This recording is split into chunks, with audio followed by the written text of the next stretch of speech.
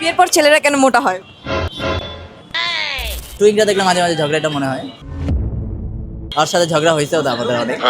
সুন্দর সুন্দর মেয়ে দেখতেছেন, এটা কি ভাবি বুঝতে পারতেছেন? নিয়ে আসছে এখানে। আমি কিন্তু দেখছি আপনি একটা মেয়ের সাথে কথা বলতেছিলেন হাত মিলায়।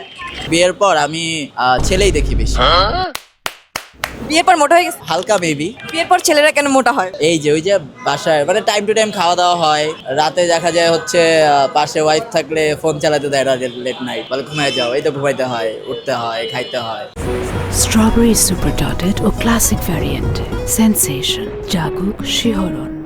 তো বিয়ের পরে তো আমরা জানছি যে আপনার কপাল অনেক বেশি খুলে গেছে, তো এই যে এতদিন হয়ে গেছে এখন কি মনে হয় কপাল খুলছে না আর একটু পুরা পুরা ভাব? না না না, কপাল খুলে গেছে এখন একদম। মনে করেন যে কপাল যতটা পোড়া ছিল, বিয়েটা ছিল একটা ক্রিম, পোড়া জায়গাটা ঠিক হয়ে গেছে। ঝগড়ার পর কারা আগে সরি বলেন, ছেলেরা না মেয়েরা? এখন তো আমিই বলি। নিজের ভুল না থাকলেও?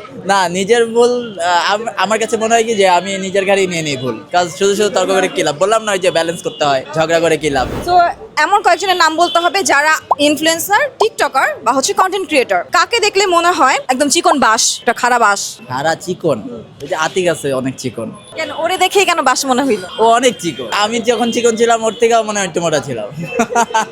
কাকে দেখে মনে হয় মিথ্যাবাদী? মিথ্যাবাদী দেখে মনে হয় রনিকে। রনিদা চালু চিজ? হ্যাঁ। কেন রনি ভাই কেন? ও বলছে অনেক মিথ্যা কথা, তাই বললাম ও মিথ্যাবাদী আসলে। কাকে দেখে মনে হয় শিয়াল, মানে খুব চালাক? খুব চালাক না, এটা সুস্মি, অনেক চালাক। নিজের বউকে শিয়াল বললেন? শিয়াল বলবো না, চালাক বলবো। শিয়াল তো আর এটা মানে আপনি তো আচার আচরণ দিয়ে জাজ করতেছেন। So, কাকে দেখে মনে হয় মাথায় গোবর, হাঁটুতে বুদ্ধি? নুসরাত আপুকে দেখলে মনে হয় যে ব্রেন হাঁটুর নিচে।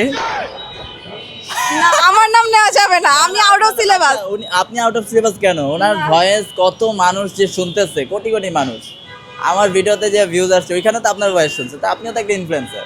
হয়তো ক্যামেরার পেছনে যারা রেডিও জকি তারা তো ভয়েস দিয়েই আর্টিস্ট, ভয়েস আর্টিস্ট, তো আপনি ওই ক্যাটাগরিতেই পড়ে। কাকে দেখে ফ্রেন্ড সার্কেল মনে হয় অনেক ঝগড়াটা শাশুড়ি হবে বা ননদ হবে? ঝগড়াটা তো টুইংটা দেখলে মাঝে মাঝে ঝগড়াটা মনে হয়। ওর সাথে ঝগড়া হয়েছেও তো আমাদের অনেক। তো হইতে পারে, আবার ভালো হইতে পারে। তো আজকে তো আসছেন ফুকুতে এসে নতুন নতুন সুন্দর সুন্দর মেয়ে দেখতেছেন, এটা কি ভাবি বুঝতে পারতেছেন? নিয়ে আসছে এখানে। কই, আমি তো দেখলাম না, কোনো মেয়ে তো আসে না, সব তো ছেলে দেখতেছি আমি। আমি কিন্তু দেখছি আপনি একটা মেয়ের সাথে কথা বলতেছিলেন হাত মিলায়। ও, ওটা তো আপনি ছিলেন। ক্যামেরাতে দেখা যাচ্ছে না, তার সাথেই কথা বলছি। দেখা যাচ্ছে এখন। ও এটা কিন্তু সুস্মি আপুকে বলে দিব একদম কমেন্ট। আসলে জিনিসটা হচ্ছে কি, বিয়ের পর আমি ছেলেই দেখি বেশি, মেয়েদেরকে আমি চোখেই পড়ে না আমার, কেন যেন। আমি চেষ্টা করি অনেক, বাট পড়েই না চোখে। কেন চোখে পড়ে না? আপুকে ভয় পান নাকি অন্য কিছু? না, এটা আসলে আমি যেদিকেই তাকাই সুস্মিকে দেখতে পাই, তো তাই আর কি, হয়তো ভয়েই।